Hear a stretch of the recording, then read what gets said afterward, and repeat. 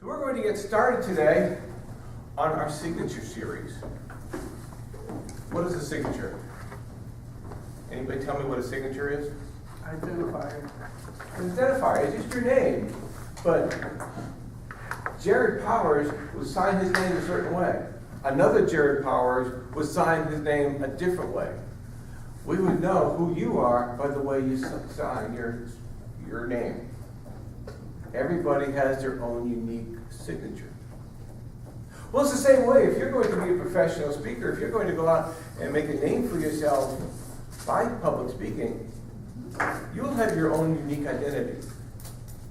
You'll have your own topic, your own message, your own brand, your own products. So it's important to start thinking of that. That's why we call it the Signature Series.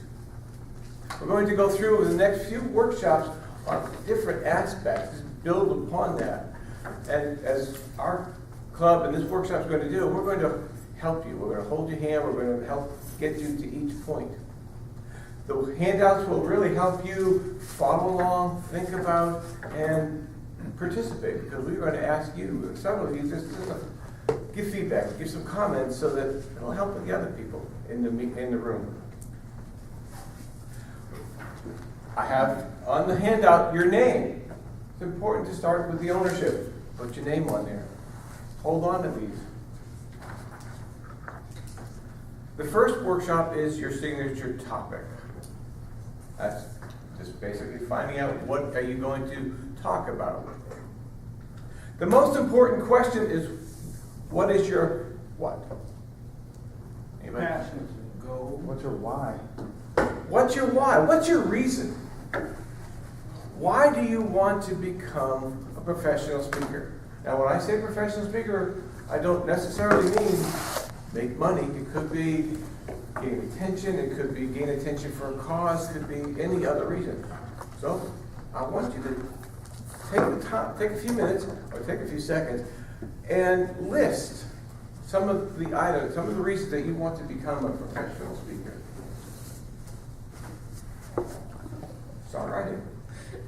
Do you want to buy a new boat? Pay for the boat that you've already got? Maybe just pay off some bills.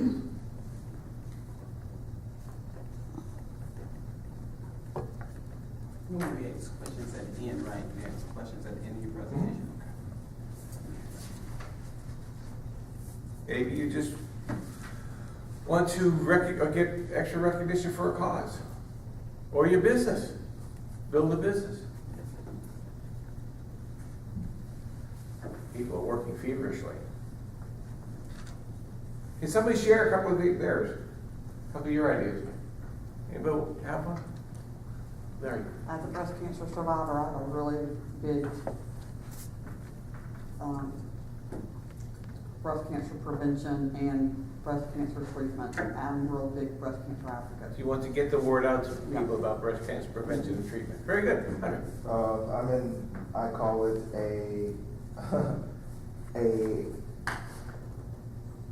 medically enhanced relationship where the other person actually has a chronic illness. She has multiple sclerosis. Ooh. So I want to become the one and only person who actually concentrates on speaking and writing about those type of relationships, because there are hundreds of thousands out there.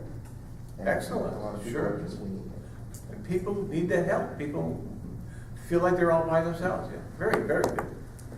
My goal is to inspire people. Inspire people.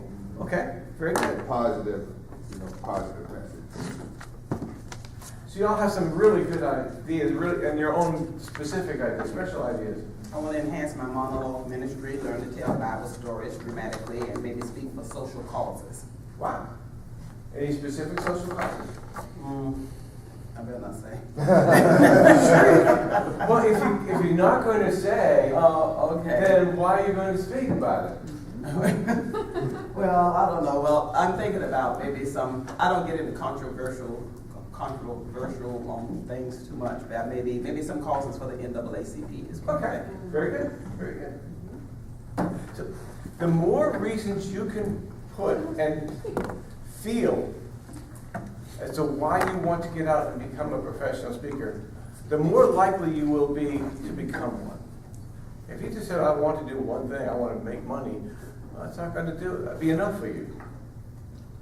How will they change you? How would it change you to be a professional speaker? Say that again now. How would it change you? How would your personal life, your professional, your social life change? Have you thought about that? And would that be what you want? Sure. One of the reasons that I'm developing the professional speaker is to bring my wife home. You know, she'll be 20 years in corporate America, and to have her home with my boys is my driving force. And that is a really good way of putting it. Your reasons can become your driving force. The real reason that you're going to stick to it. And let's admit, it's going to be harder than you think. It's going to be more expensive. It's going to take longer than you think. But if you have that passion and you focus on these reasons, you will continue to work at it. Very good. Any other ways that will change you? Certainly, Jared would have his wife at home.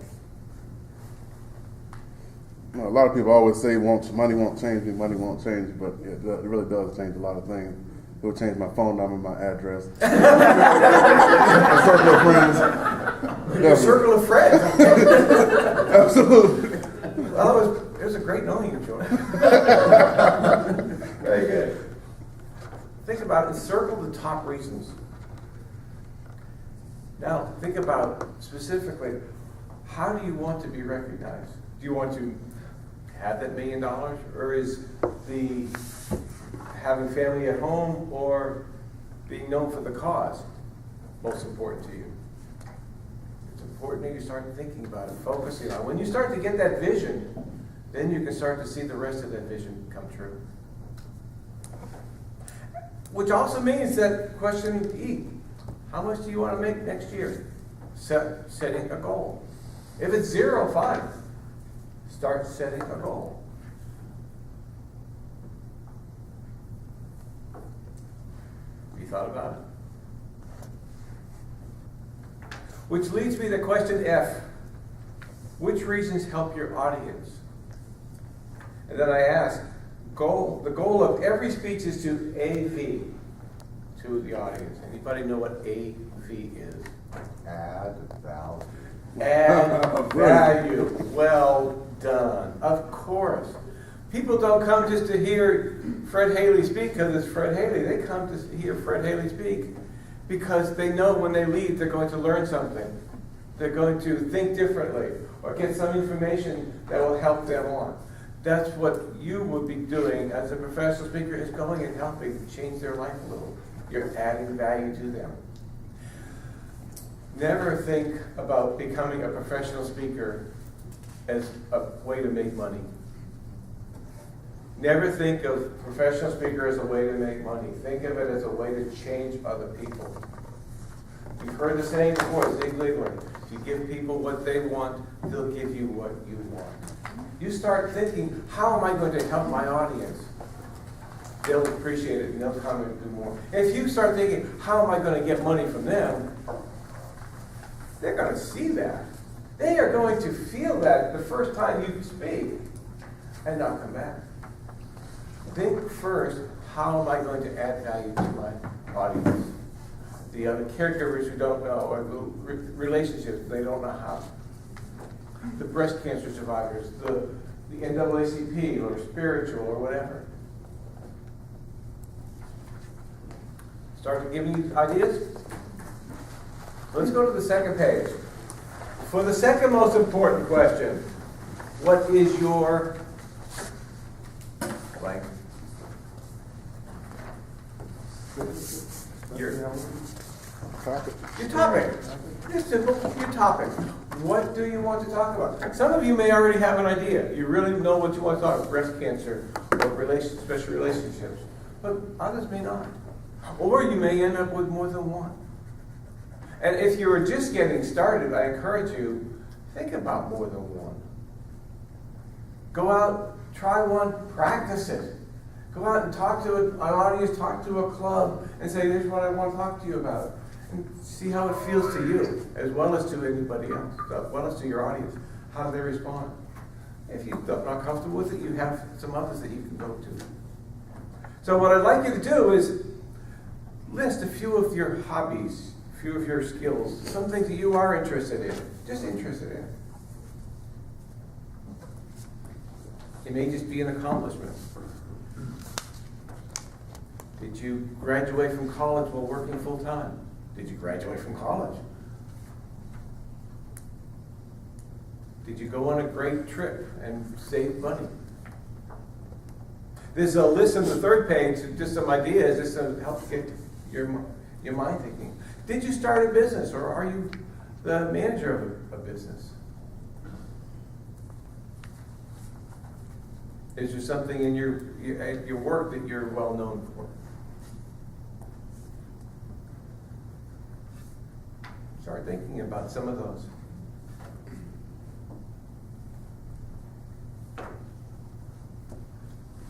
Any awards you've received? Anybody have a couple to share? Something unique, something under? I'm actually in the process of finishing up a book where I was a firefighter and I thought I was going to die. I was trapped in a smoldering house, and taking those firefighting tactics that allowed me to survive that and applying them to putting out the fires that people normally have in their life. Yeah. Excellent. Sure. Writing a book writing a book's one thing, publishing is another, marketing is a third. 3 things that you can do. Yeah. Other? Very good. Jerry. Yeah, I have a grassroots campaign firm where you develop grassroots campaigns for nonprofit organizations, campaigns, those kinds of things. Very good. Something that others could use even if they're not a nonprofit, but certainly a nonprofit audience would be very interested in. I'm not talking about something big, maybe something small. Maybe you're a valedictorian of your 3rd grade class. You know, I'm going to say for myself, my Toastmaster skills. Your Toastmaster. Some accomplishments that when I first started Toastmasters, it was something I really was not, I knew I needed, Yes. but it didn't interest me like it does today. Okay. And so that's what I would use. Excellent. Good. Start to think about this. When you take this home, write down some more, because you'll start to think about some more.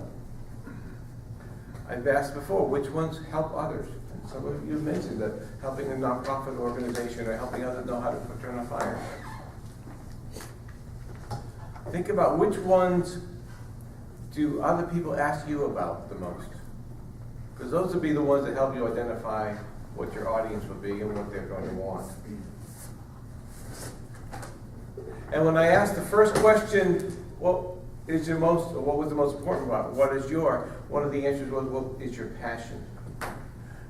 That's what the answer would be in number C. Which ones are that you listed in the first section up there are you passionate about? Then choose 1 or 2, because those are the 1 or 2 that you're going to follow through with. Now, I'll ask you to select those and think about why you selected those. Once we finish this section at the end of it, I'm going to ask some of you to go through and tell us how you progressed and got to a certain point. But the last line of the second page is important. When I've asked you to think about what accomplishments, what successes, what you've achieved, even if it's small, here's why. When you're going out and you're going to talk to someone about whatever major message you have, how do you relate well to your audience? You tell stories. Well, if you can have some other little accomplishments that will relate to them, that they'll be able to understand and catch on to help make your big message, and maybe talking about valedictorian in the 3rd grade that helps you get them to connect to breast cancer or special relationships. Well, use those. Use those little stories. So it will help you to build a story file by coming up with some of those. So what I'm saying, when you go home, all right, even when you finish up the meeting, keep adding to this list. Go out and add to that. Make up your own separate file and a story file. Some of those little stories, some of those little accomplishments, they will help you later on as you start to develop your speech. Any questions before I go to the last one, section of signature topics? Not necessarily a question, but going back to B.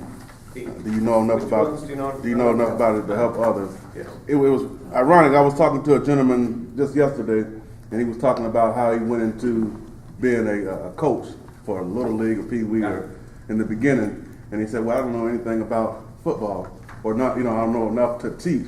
And then he said the coach asked him, "Do you know more than they do? Then you can teach." Yes, exactly. Excellent. Yes. What is the definition of an expert? Somebody who knows more than you do. Somebody who knows more than the audience. Exactly right. Yeah. You were an expert. Now, does it say you're going to know everything? No. What will happen? You will start to ask more questions of yourself, so you will start to research more and develop your ideas more and find out more, so you'll become more and more and more of an expert. Mm-hmm. So as you start to know and recognize that you know a lot, but you don't know enough, you can still go out and tell others and help others, but then you can still build your knowledge base. Very good point. Thank you.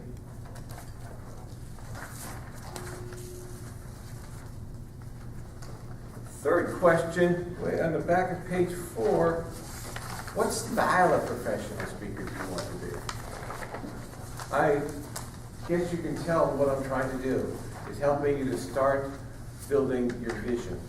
When you can picture yourself out in front of an audience, then you can start to go on that dream. You can start to achieve that dream. So how are you going to be up in front of an audience? You're going to be talking one-on-one? You're going to be a keynote speaker? Do you want to do a workshop like this? Have you thought about that? Or do you just want to be on a radio? Have people call in.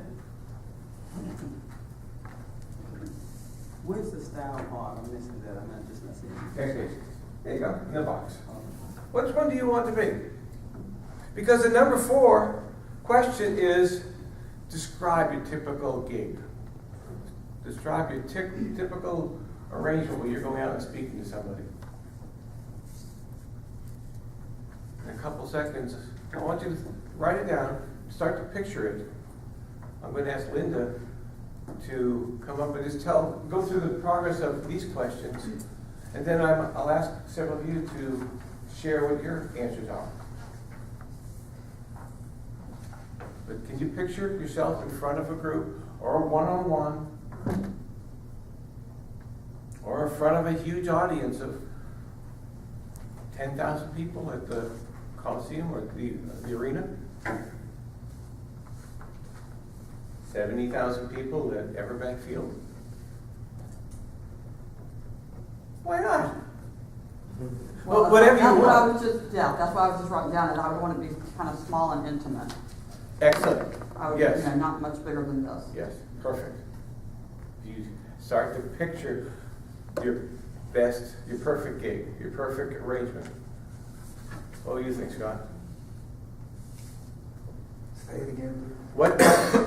How would you want to be presenting? What sort of a speaker would you want to be? In front of a small group, one-on-one, or a big group? It all depends on the occasion. I'm comfortable anywhere. I've spoken in front of like 400 or 500, I think, one time, or just a couple. No, not 400, but maybe 200. All right. So I'm comfortable anywhere, and it all depends where the good Lord leads me. What I would tell you. Okay. One way to think about it is, where do you get the best connection with your audience? How do you feel most comfortable with them? Feel like you're gaining their excitement and their energy by talking to them. If it's in a big group, it's just as well. That works. Some people, one-on-one is the best. So start to picture your perfect gig. As you're, This is, I don't know how this fits, but for me, when you talked about picturing a gig, how many people you would want to speak in front of, I'm an interesting, unique person because I'm an introvert by nature, but bigger the audience, more expressive, more outgoing I become. I think it's kind of unique and different of me, but it seems like bigger the group, better I am. Perfect. But isn't it important for you to understand that about yourself? Think about how that's going to help you. When you can start to develop all of this process, you will know that the message you have to have, the presentation, should be geared for a bigger audience. Okay. Good, you need to know that. Know that about yourself. Any other thoughts?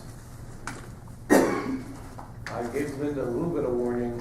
Linda, you ready to just come up? And what I'd like you to do is just go through these questions, or in your own presentation way, go through and tell us how you came up with your answers and your progress. Because Linda is working on becoming a professional speaker. She's done a lot of work already, so she's ahead of many of us.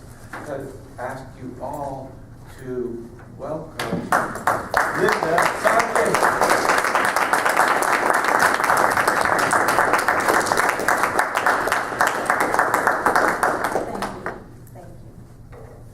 It's an honor to be here, Fred, and thank you for asking me to help with today's presentation. Fred has also promoted me. I'm actually ACG and ALB, so thank you for that. I'm already ahead of the game. What a man. Thank you so much. I decided, Fred, to really wait till the very end to, and I don't mean today, but leave myself open to right yesterday and today and the day before, really thinking through these answers. What is my reason, or what are my reasons? Reason number one is change the world. For me, it's always change the world. And Mandy, you mentioned you're in a little bit of a different situation. I am, in my mind, a spiritual leader. I've been a leader in business. I've been one-on-one coaching, kind of motivational speaking for a while. I do not say change the world typically when I'm speaking, because I don't think that is particularly something that people would buy into.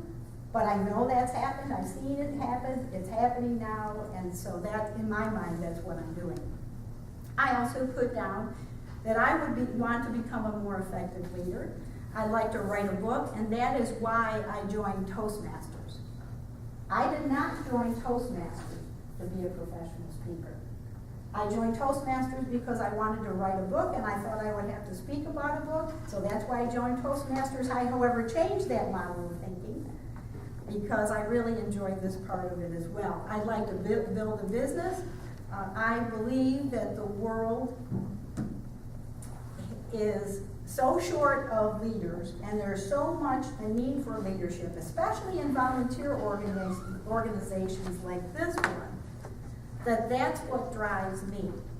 So if through Toastmasters that I can help people become better leaders, and Jared, you spoke about grassroots organizations, the people, the positions or the impact that people wouldn't necessarily be hired for in business, they could do as volunteers. But the view of volunteer organizations is inefficiency. That's not really a good model that people enjoy either, because they don't feel as productive, effective. So even if they do join, as someone has described to me, I volunteered to help. They told me to move a box over here. So I moved a box over here from here to there. And then after I finished, someone moved that same box from there to here. And then someone else came by and looked and said, why did you move that same box from here to there? So they moved it back. If people volunteer to help and they don't feel it's effective, then that's why they would never volunteer again. And in this person's word, I will never volunteer again. That's why I'm here, to change the world. What will change for me?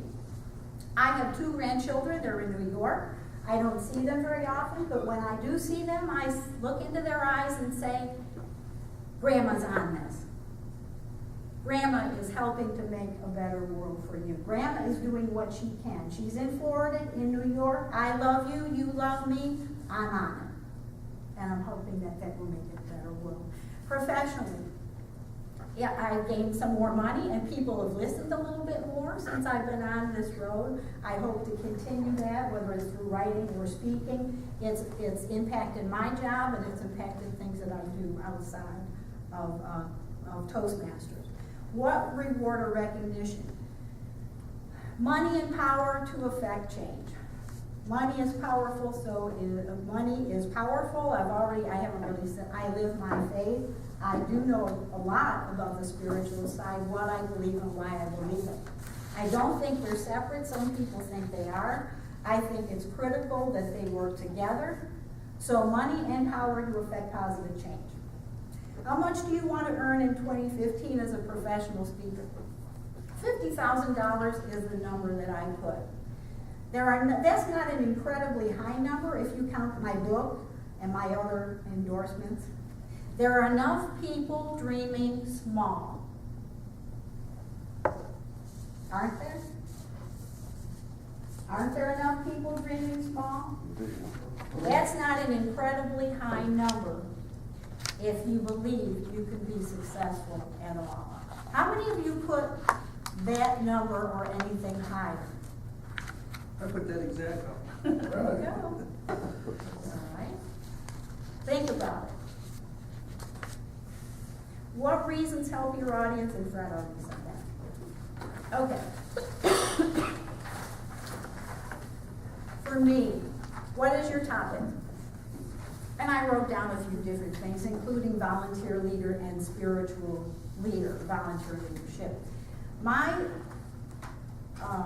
focus would be helping people make their voice count. So just as I hope my voice counts today, I hope to make other people help their voices count. And hopefully it'll impact volunteer leadership. And more people will get out there and lead to affect change in that way. So I'm targeting nonprofits as well.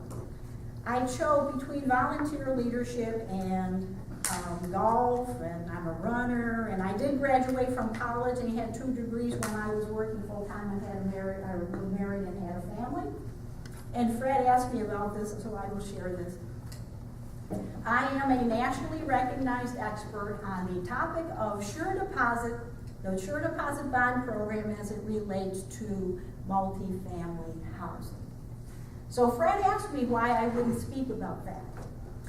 It's part of my job for work. I was hired to learn that. I was hired to be the best person with that level of knowledge, and now I maintain that initiative, and I work for a national agency, and we're partners in that area. Why wouldn't I speak about that? Well, I speak about it every day, but that's not changing the world. I speak about it internally and with them and the parties I need to train. That's not changing the world. I'm here to change the world. Okay. So out of volunteer leadership and spiritual leadership, I chose volunteer leadership. What is the thing that people ask me about the most? Volunteer leadership. I could speak here for a very long time about spiritual leadership, but I don't. Because I've taken a backdoor approach to speaking. As Fred said, I use stories to convey my message. I could tell some incredible stories about spiritual experiences, but I don't. I take a backdoor approach to that. So everybody's different, that's just my approach. And I also, from a money-making perspective, I think that's probably the best and quickest way to make money and to gain power for volunteer leaders and leaderships. And I did not know that, Jared, that you had that grassroots organization going. I chose, in the last page there, number 3 that we did, I chose motivational speaker and workshop presenter.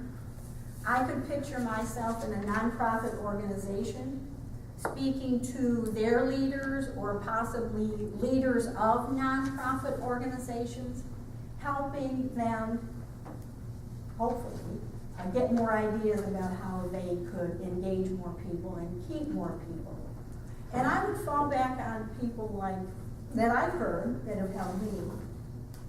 Michael Porter, I heard in an international presentation in 2007, International Video Conference. This is what he said. He said, I'm a pretty good house painter, and I've painted houses.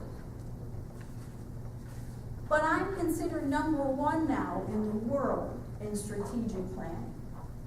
I've coached many of the Fortune 500 companies, and now my clients are countries like India. What is the best use of my time? What is the highest and best use of my talents?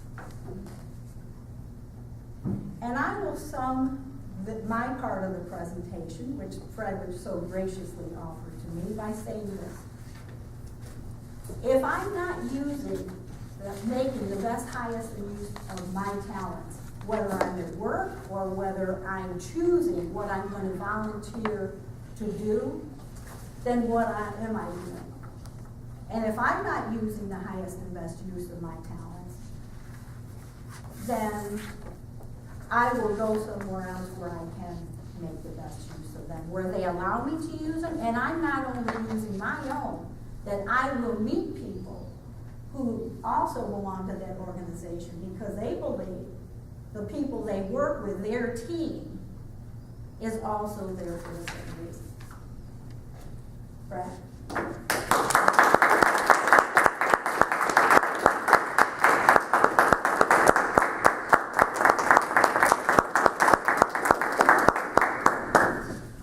You inspired? Yeah. She's telling you just exactly what you can do. She's giving you some goals and some ways of doing it. That's why I asked her to speak, is so she can help you figure out where you want to go, what you want to do. I should tell you my story, my answer to these. I have a lot of reasons for it. I mean, pay bills, do with extra money. Really, my 3 reasons are: I want to retire early. I want my wife to retire early. But my wife, many of you may have heard her. Her name is Tula Wooten. She's Tula's Tips for Caregivers on the radio. She's got a name, recognition of caring for caregivers. It's mainly here locally, but she knows a lot of national leaders. She's been recognized nationally. She wants to go further on, so I want to help her. So I figure if I can learn how to do that and help her go to the next level, even to higher levels, that would be very rewarding to me. We're already within a month of publishing her first book. And the book may not make her a lot of money, but it'll give her the credibility that she can get to go up into the national level. So that was really my main reason, is to find out how I can help her and find out how I can help myself. If I can just retire early and be able to do this a little more often, it'll be a lot more fun. So I've looked at all the different things I could talk about. A few years ago, you may have heard my speech, I lost about 100 pounds. I realized I could talk about to people. I wrote 2 books about it. Well, losing weight. But like Linda, that just wasn't passion for me. I could have talked about achieving your goals, because it was a goal that I achieved, and learned how to do it that way. Somehow I just couldn't get it to resonate. But in the process, I worked at public speaking and improving, and had other people come and talk to me about it. Well, that became one of my interests, in just helping others become better professional speakers, or better speakers overall. And then talking with many of you and hearing you say, I want to be a professional speaker.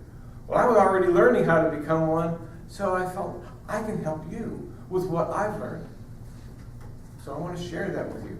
So those are my 2 topics, is helping professionals become a public speaker, and I'm going out and doing workshops at organizations to be able to train their volunteers or their employees. I call it Toastmasters, my business. I call it as speak, connect, inspire, and lead. I can train people to speak with confidence, connect with their audience, inspire their customers, and lead their organizations.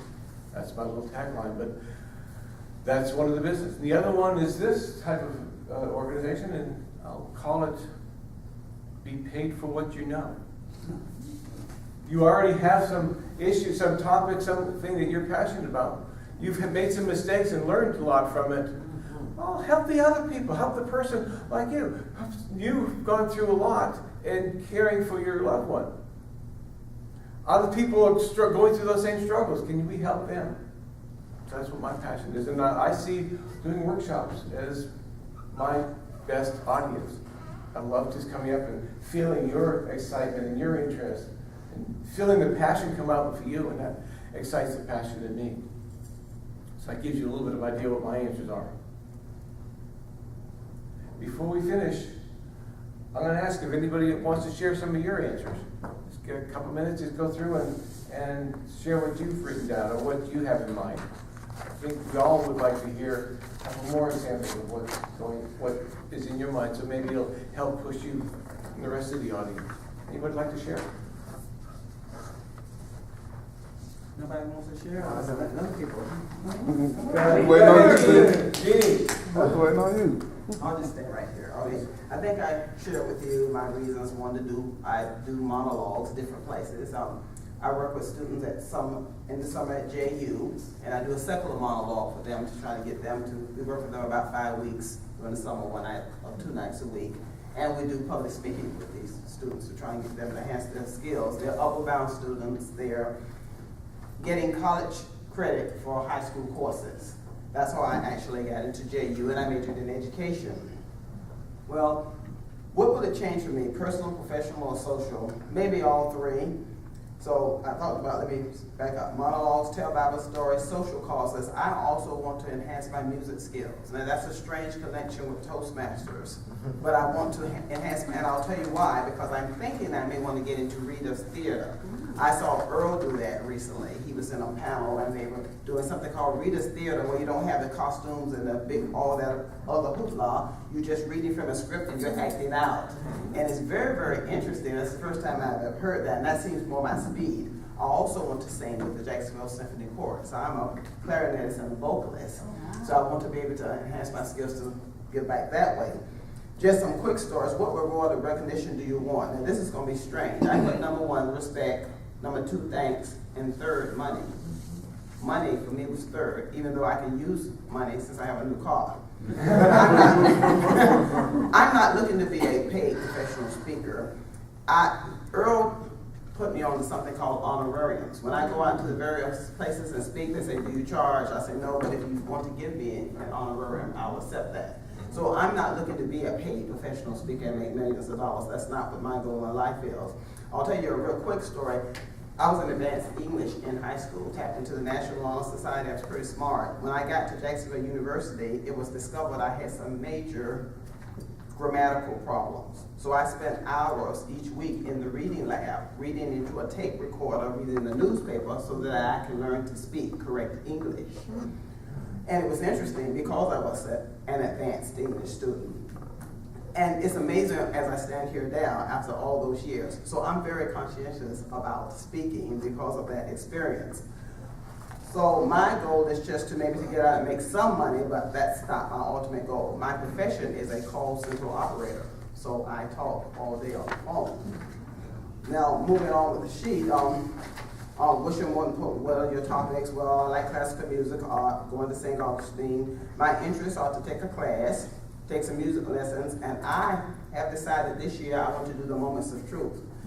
Nancy was explaining that she was saying that you go out 3 times, you speak 2 times outside of your club, and that would be a good experience for me. I haven't done very much speaking outside of my own home club of Lily and Bradley.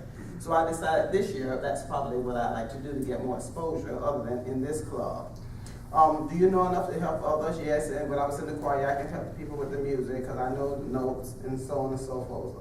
What others help me with, like I say, I do something during the summer with students, about public speaking. We just give them the basics and try to instill in them, what's important. I'm one of these people, I like small, intimate audiences. And I'm mostly to myself, but but I will tell you a very interesting story, 2 real quick stories. So my thing is maybe to speak, maybe like on some social causes, I'm just not out there like that. I'm more in small, intimate environment, but to do some small social causes and maybe continue to help students during the summer.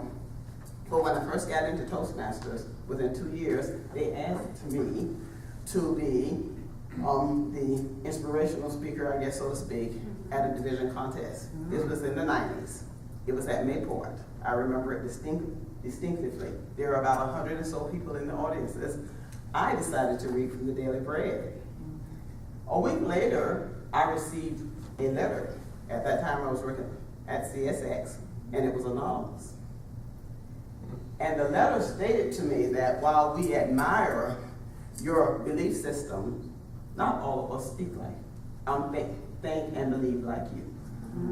It was very, very catchy.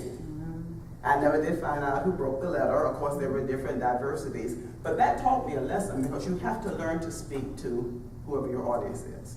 Not everybody believes the same. And I'm one of these people, I don't want to pound down spirituality, because I'm also hood, which means I go back into the old school music and pictures. I'm refined, but it's surprising. I like Snoop Dogg, and people say, you? but I like that type of music, Busta Rhymes and all that type of stuff. You know, and they say it doesn't fit, the picture doesn't fit, well, whatever, you know. But that taught me an experience, and I'm in a Christian speaking group. When you speak, you need to know how to speak to different types of people. So for me personally, I don't want to always be up talking about the Bible. I want to be able to learn to speak on different topics. So I have selected the persuasive speaking manual, and I'm going to be doing 5 speeches from that manual. And that's going to be ones about sales and ones about, and that's stuff that I'm not really, familiar with. And so it's going to grow me some. So I want to be a diverse speaker. Like I said, my goals are, I think I used to be the company trainer for, now it's called Career Source.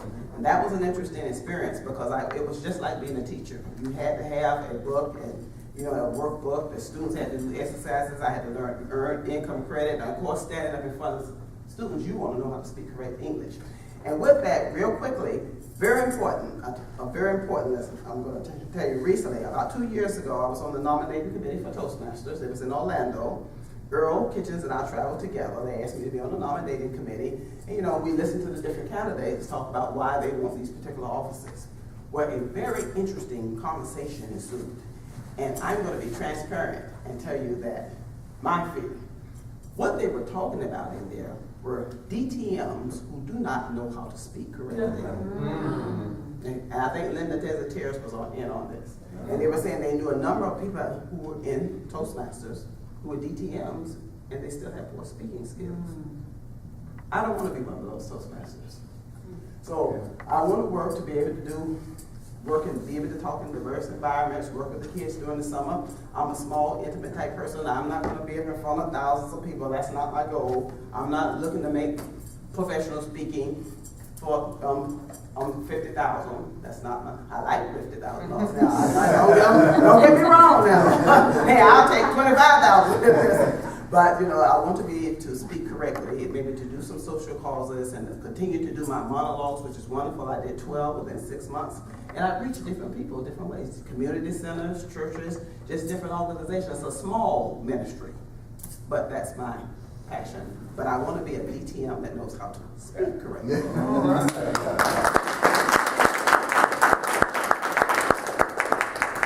So of all the things you heard from Jeannie, you heard 2 especially good messages.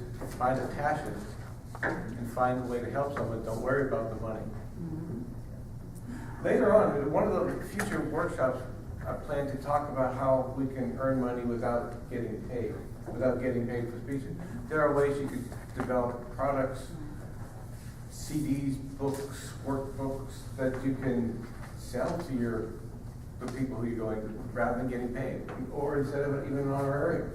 If you had a book that said, don't pay me, but buy X number of copies of my book, well, you may make more money that way. I can show you how to do that. But that's in the future workshop. Anybody else like to share something? Okay, you don't have to. But I do want you to start working on your ideas, working on your reasons, working on your topics. Try to find 1 or 2. Go out and practice those. Go out and start doing speeches. You've heard me say before, you can go to Toastmasters and do the same speech every time. Because it won't be the same speech, you'll keep improving it. You can do the same speech. So you can start to develop those speeches. At least start to develop your topic, what you want to talk about, what your message is going to be, and how you're connecting with your audience. So start working on those. I have a point about that. I was, Horace Freeman and I and Michelle Cobb-King were in Lottie Correctional last night, and I gave this talk, or speech, Onward and Upward. And I want to use that 2 years from now in the international speech, but the purpose of that is to develop a talk. And like you said, it's the same speech, but your audience never knows, and you pick up different things that you can adjust to it, so you're always improving, you're always growing it, the speech, and if it's a good speech, it'll never get boring to you, it'll never get old, because it'll be constantly growing. Yeah. So Very that's good point. the signature talk. Your signature topic, yep. Excellent. Any other questions before we finish? We do have a second workshop we're going to do, hopefully not as long, but we'll still want to talk about it. Any other questions? Very good. Well, thank you. I haven't really put forth effort in a signature story yet because of everything else that I've got going on. But this is my next goal, and this is why I started coming to this meeting, to further my Toastmaster skill. I too am an area governor now. If you would have told me this a few years ago, I would have looked at you and said, you got to be crazy. But Toastmasters says where leaders are made. And they're molding me to be a leader in this community. I've spoken at numerous places. I haven't done much speaking lately because of the schedule I'm doing, but I'm going to start looking forward to more speaking engagements. Good. And make sure I wear a suit coat right there. But you know, and the bottom line is our mission statement says have fun doing it. Yeah. You know, and that's the bottom line. We do have fun doing it. Sometimes at the moment we don't think so. Mm-hmm. Like when you're sending out emails to all your club presidents and none of them respond.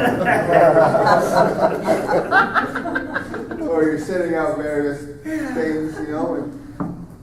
But then I remember the serenity prayer. God grant me the serenity. You know what I mean? Yeah. So it's a learning experience for me. Very good. Very good. A couple things. One, the signature story is not a book, okay? It's a short one, Yeah. but it can develop and be part of a book. And when later on, we'll tell you how you can develop that book in another workshop. As you get closer, further along in this whole process, there's simple ways of developing the book. A lot less time than you think. But you said about how you were before and how you're inspiring people, but if they did not know your story, they wouldn't be inspired. And that's why it's so important to share whatever story you've got. Okay. So let's go to the third section and try and finish up. That's when you talk about your process. You don't go into a lot of details, but you say, I was struggling, now I'm happy. I felt a loss or something was missing. Now I've found something. And here's how I found it. The third section is here's how I found it. Or I was quiet and shy. Now I feel comfortable to go out in front of people and talk and help them. Here's how I did it. I learned how to become a speaker. I learned how to become a professional speaker. I learned how to develop the products and the websites that I can show you how to do. That's all the third part is. Just like, here's what I'm going to show you. Here's what I can show you. For George, motivation. I was struggling. I am successful now. I learned by motivating myself, and here's how I was motivated. Here's what I can show you how to do. You're not going to go into all the details, because that's what you're trying to do, is encourage them to get into your product. Whether it's for sale or whether it's free, you want to get them excited and want to learn a little more. Somebody want to share theirs? How you have, or what you have to offer? Jeannie, may just be, I have some inspirational monologues that talk about this and that, and I can use my music skills to be able to Jerry has a good one. Well, just one of the areas that I'm looking at is this whole being a stay-at-home father kind of thing, because I really want to be out there, and but in the meantime, I'm going through the process Yeah. of being at home and just being a dad, just being a dad, and that's something that there's an audience out there, a father. So I'm going through the process now. You have to go through it before you can tell somebody about it. So I'm looking right now as we're going through this, what is the process and what am I going to have to share with someone one day? Excellent, sure. There are people who are in the same situation who may not be handling it as well as you. I'm not handling it well. You're recognizing where you're at and what you're struggling through, so you know what mistakes you've made that you're not going to make the next time, and you can help those people. That's what it's all about. I've made mistakes. I've learned. I've wasted money. I've wasted time. I don't want you to waste that money and time. I want to help you. That's what you're saying to your audience with this signature story.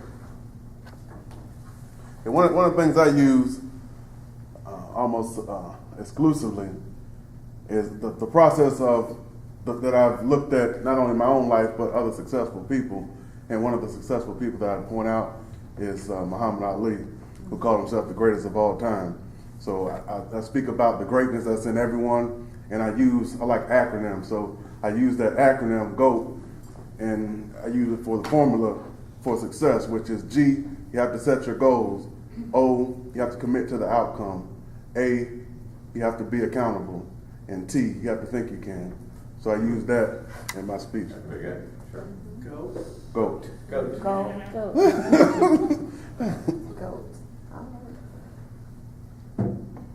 We're going to finish up. Did anybody have any questions? Any other thoughts? What I encourage you to do is start thinking about those last two workshops. Think about what your topic is. Start practicing on speeches, using and developing a signature story. Go out and speak on it. Give it in front of your family, in front of your club, at work, wherever, even one-on-one, even little parts of it. So you can start to develop that, start to fine-tune it, make it sound really good. Then come back here and practice it some more. We want to hear you, and that's why we are here as a club, is to help encourage and build each other's skills and sets so that we all can get out there. We are working together to build professional speaker programs and careers for part-time or full-time for each of us. We're going to hold each other's hands so we're all out there. So develop those, use that workshop, call me, contact any of us if you have any questions, anything we can do. Any other questions before we close this part of the session? Linda. Just one more thought. Since I've come to Toastmasters, one benefit has been thinking about what to speak about and reframing experiences in a different way.